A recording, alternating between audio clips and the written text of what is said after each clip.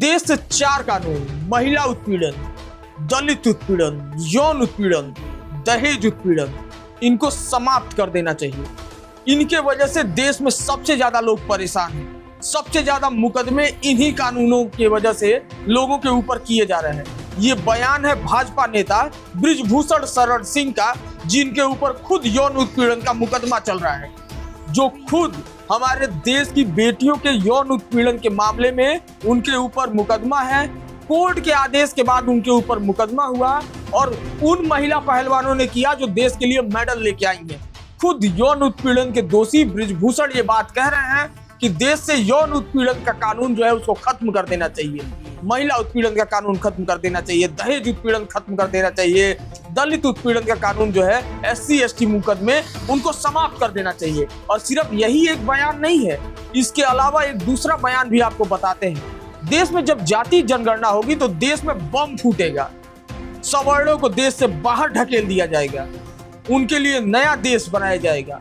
Brijbhushan Sharan Singh mentally रूप से disturb हो चुके हैं और यही नतीजा है कि इस तरीके का बयान देते हुए नजर आ रहे हैं। भाजपा के इस नेता के खिलाफ पूरे देश में मुहिम चली थी जब इनके ऊपर यौन उत्पीड़न के मामले में हमारे देश की बेटियां धरने पे बैठी थी, और अब ये देश को ज्ञान बांट रहे हैं कि अब इस तरीके के कानूनों को देश से समाप्त कर देना चाहिए। उनका दूसरा बयान देश में सवर्णों के खिलाफ जो दिया गया है कि जाति जनगणना जो प्रधानमंत्री नरेंद्र मोदी करवा रहे हैं, उस जाति जनगणना के बाद सवर्णों को देश से बाहर निकाल दिया जाएगा, ये देश विरोधी बयान है। ऐसे बयान देने के लिए खुद प्रधानमंत्री मोदी को उनके ऊपर कार्रवाई करनी चाहिए। खुद प्रधानमंत्री मोदी को यह सवाल बृजभूषण से पूछना चाहिए कि उन्हीं के कानून के खिलाफ, उन्हीं के फैसले के खिलाफ वो कैसे ऐसा बोल रहे हैं। क्या भाजपा में अब एकजुटता नहीं है? भाजपा के नेता ही मोदी जी का विरोध करने लगे हैं। मोदी सरकार ये कानून पास की है देश में कि देश में जाति जनगणना कराई जाएगी, तो अब भाजपा के लोग ही उसका विरोध करने लगे। इसके पहले भाजपा के तमाम नेता लगातार जाति जनगणना का विरोध करते रहे हैं, लेकिन अब जब सरकार ने यह ऐलान कर दिया है कि जाति जनगणना कराई जाएगी तो कराई जाएगी, बात खत्म हो गई। अब इस तरीके का बयान देने का क्या मतलब होता है?